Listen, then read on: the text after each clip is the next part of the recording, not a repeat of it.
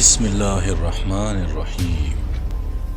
ایک ایسی وادی جو جنوں، پریوں، بھوتوں، دیو اور عجیب الخلقت مخلوق کے متعلق جانی جاتی ہے۔ ایسا پہاڑ جہاں ہمیشہ اندھیرا رہتا ہے، چاند سورج کی روشنی وہاں کبھی نہیں پہنچتی۔ وہ وادی جہاں آج تک کوئی شخص نہیں پہنچ سکا۔ کیا یہ وادی جنوں کا دیس ہے یا کسی اور دنیا میں جانے کا کوئی پراسرار راستہ؟ کوہ کاف کا نام سامنے آتے ہی کوئی گمشدہ عربی کہانیاں ذہن میں جاگ اٹھتی ہے۔ ایسی کہانیاں جو بادشاہوں کی حسین شہزادیوں سے شروع ہو کر جنوں اور پریوں کے زیر قبضہ ہیبت ناک فلو اور طلسم سے جڑی ہوتی ہے۔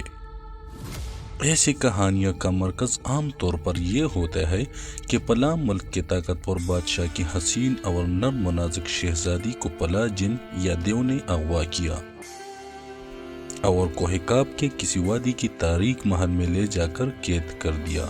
اس طرح کی کہانیاں ہندوستان، ایران اور عرب علاقوں کے افسانوی اور ادبی کتابوں میں اہم مقام رکھتی ہے۔ تحریری شکل میں موجود ہونے کے علاوہ یہ داستان سینہ بسینہ روایتوں کی شکل میں بھی منتقل ہوئی ہے۔ جبل کاف یا کوہ کاف مشرق وسطی اور عربوں کے مشہور افسانوں میں ایک افسانوی پہاڑی سلسلے کا نام ہے۔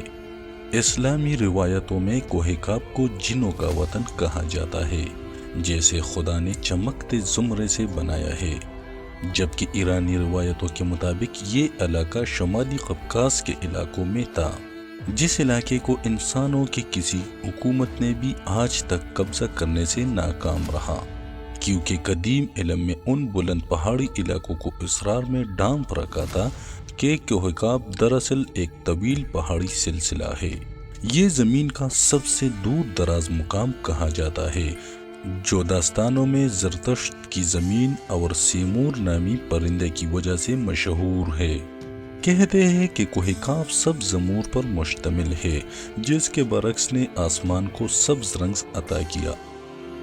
کوہ کاف کو جنوں کا شہر بھی کہا جاتا ہے، جہاں زمانہ قدیم میں جنات کی نسلوں نے بہت ساری حکومتیں قائم کی تھی۔ امام پدویلی لکھتے ہیں کہ کوہ کاف کئی علاقوں میں منتخب ہے، جس میں 70 زمینیں چاندی کی ہے، 70 زمینیں سونے کی ہے اور 70 مشقی عربی کتابوں کے مطابق کاف پہاڑی سلسلوں میں سب سے اونچا تھا، جو اللہ کی طرف سے زمین کو سہارا دینے کے لیے بنایا گیا تھا۔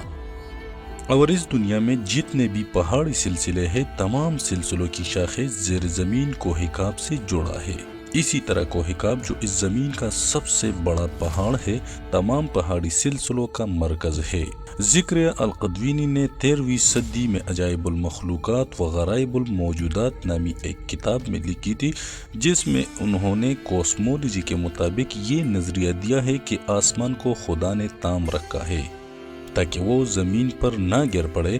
اس زمین کے چاروں طرف پہاڑوں کا ایک طویل سلسلہ ہے، جس میں کوہ کاف بھی شامل ہے، جو ان سلسلوں کو کوٹی کی طرح اپنی جگہ پر رکھتا ہے۔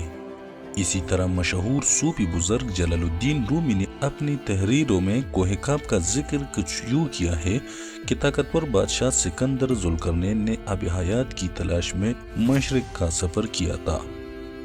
اس سفر کے دوران آپ کوہ کاف پر جا پہنچے تھے۔ جب آپ کوہ کاف پہنچے تو آپ نے دیکھا کہ وہاں فرشتہ اسرافیل قیامت کے دن سور پھونکنے کا انتظار کر رہے ہیں۔ کوہ کاف اور اس میں آباد مخلوقات کے متعلق ایک اور روایت بیان کی جاتی ہے کہ حضرت ابن عباس فرماتے ہیں کہ رسول اللہ صلی اللہ علیہ وسلم ہمارے پاس تشریف لائے۔ جب ہم مسجد نبوی میں حلقہ بنا کر بیٹھے ہوئے تھے، ہمیں آپ صلی اللہ علیہ وسلم نے فرمایا، کیا کر رہے ہو؟ ہم نے عرض کیا، ہم سورج کے متعلق غور کر رہے ہیں کہ وہ کیسے طلوع ہوتا ہے اور کیسے غروب ہوتا ہے۔ فرمایا، تم نے اچھا کیا، اس طرح سے مخلوق میں فکر کرو، خالق میں فکر نہ کرنا، کیونکہ اللہ جس کے لیے جو چاہتا ہے پیدا کرتا ہے۔ تم اس سے تعجب کرو، کوہ کاف سے آگے 7 سمندر ہے، ہر سمندر 500 سال سفر کرنے کے برابر طویل ہے۔ اور اس کے آگے 7 زمینیں بھی ہے جن کا نور ان کے باسیوں کے لیے چمکتا ہے۔ اس کوہ کاف کے آگے 70,000 مخلوقات ہے جو اڑتی ہے، ان کو پرندوں کی شکل میں پیدا کیا گیا ہے۔ یہ مخلوق اور ان کا بچہ پیدا ہوتے ہی ہوا میں اڑنے لگتے ہیں۔ یہ اپنی تسبیح کی ادائیگی میں ذرا برابر وقفہ نہیں کرتے۔ ان کا کھانا بھی ہوا ہے، ان کا پینا بھی ہوا ہے، ان کا لباس بھی ہوا ہے، ان کی برتن بھی ہوا کے ہے۔ وہ یہ نہیں جانتے کہ اللہ نے حضرت آدم علیہ السلام کو پیدا کیا ہے، اور نہ ابلیس کو جانتے ہیں، اور نہ ہی ابلیس کی اولاد کو جانتے ہیں۔ اللہ نے کوہ کاف کو دنیا کے گرد تخلیق کیا ہے۔ یہ تمام دنیا اس پہاڑ کے درمیان میں ایسے موجود ہے جیسے ایک انگلی میں انگوٹھی۔ کوئی انسان وہاں پہنچ نہیں سکتا، کیونکہ وہاں پہنچنے تک 4 مہینے اندھیرے سے گزرنا پڑے گا۔ یہ وہ پہاڑ ہے جہاں کوئی سورج نہیں، کوئی چاند نہیں، یہاں تک کہ یہ لوگ چاند و سورج کے بارے میں بھی نہیں جانتے کہ اللہ نے چاند اور سورج کو بھی تخلیق کی ہے۔ جو روشنی ان تک پہنچتی ہے وہ کاف پہاڑ کی روشنی ہے، اور وہاں موجود لوگ جڑی بوٹیاں کھاتے ہیں، اور ان کے بدن پر کوئی کپڑا نہیں ہوتا۔ صحابہ کرام نے پوچھا، یا رسول اللہ، کیا وہ لوگ فرشتے ہیں؟ آپ نے ارشاد فرمایا، نہیں، وہ فرشتے نہیں، لیکن اللہ سے ان کی فرمانبرداری بالکل فرشتے کی طرح ہے۔ پھر آپ نے فرمایا کہ معراج کی رات ان کی ملاقات کوہ کاف کے لوگوں سے ہوئی تھی، اور وہاں کے لوگوں نے آپ صلی اللہ علیہ وسلم کی دعوت کو قبول کیا اور وہ مسلمان ہو گئے۔ صوفیاء کرام کے نزدیک دراصل کوہ کاف اس زمین میں موجود کوئی پہاڑ نہیں، بلکہ کوہ کاف سے مراد عالمی مثال میں واقع وہ پہاڑی سلسلہ ہے جو بذریعہ کشف اولیاء کرام کے مشاہدے میں آتے ہیں۔ جیسا کہ خواجہ فرید الدین عطار جیسے صوفیاء نے اس تصور کا مشاہدہ کیا ہے، طریقت میں کوہ کاف کو شعور کا ایک دائرہ اور مرید کا حد سمجھا جاتا ہے۔ جیسے فاقہ بندہ فنافی اللہ کے درجے تک پہنچ جاتا ہے۔ بہت سارے لوگوں کا یہ ماننا ہے کہ یہ لفظ کاف کسی چیز کی مرکز کو ظاہر کرتا ہے، اور یہ لفظ اتنا مقدس ہے کہ قرآن میں پوری ایک سورہ کا نام سورہ کاف ہے جو اس کوہ کاف پہاڑ کی طرف اشارہ کرتا ہے۔ اس سورہ میں اللہ کی وحدانیت، موت اور زندگی کا نظریہ پیش کیا گیا ہے۔ کوہ کاف جغرافیائی اعتبار سے ہمارے اس زمین میں کہاں موجود ہے، اس کے متعلق مختلف نظریات پائے جاتے ہیں۔ زیادہ تر مورخین کا اس بات پر اتفاق ہے کہ عربی داستانوں کی کوہ کاف دراصل موجودہ روس میں قفقاز یعنی ماؤنٹ کوکوکس نامی ایک پہاڑی سلسلہ ہے۔ یہ علاقہ یورپی روس میں بحر السود اور بحر قزوین کے درمیانی حصہ، جس میں ارمینیا اور آذربائیجان، داغستان، روس اور چچنیا جیسے ملک شامل ہے۔ یہ علاقہ قدرتی حسن سے مالا مال ہے، جہاں جانوروں اور پرندوں کی بے شمار اقسام پائی جاتی ہے۔ جھیلیں، آبشاریں اور چھوٹے چھوٹے چشمے دیکھ کر ایسا معلوم ہوتا ہے گویا جنت زمین پر اتر آئی ہے۔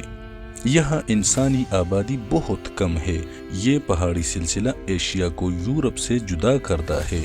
اگر کوہ کاف کو خلائی سیٹلائٹ سے دیکھا جائے تو یہ علاقہ سفید پٹی جیسا نظر آتا ہے، جبکہ بعض محققین کا خیال ہے کہ کوہ کاف انٹارکٹیکا کے ان ویران اور برفیل علاقے میں موجود ہے جو ہمیشہ بادلوں اور اندھیروں سے ڈھکا ہوتا ہے، جبکہ کچھ لوگ قدیم دور کے اٹلانٹس سٹی کوہ کاف قرار دیتے ہیں جو کہ کسی بڑے عذاب کی وجہ سے تباہ ہو چکا ہے۔ جدید فزکس کی نئی دریافت یعنی ڈائمینشنز بھی کوہ کاف کو سمجھنے میں آسانی پیدا کر سکتی ہے۔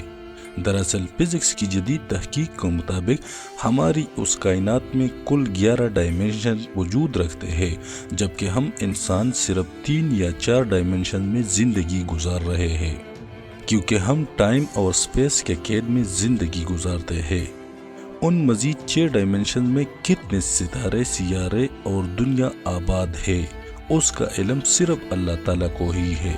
محققین کے مطابق ارواح کی دنیا، عالم برزخ اور جنت و جہنم انہی ڈائمینشنز میں موجود ہے، جن میں انسان موت کے بعد داخل ہوتا ہے۔ ممکن ہے کہ کوہ کاف بھی انہی 11 ڈائمنشنز میں سے کسی ایک ڈائمنشنز میں موجود ہو جہاں نسل انسانی کا قدم رکھنا ناممکن ہے۔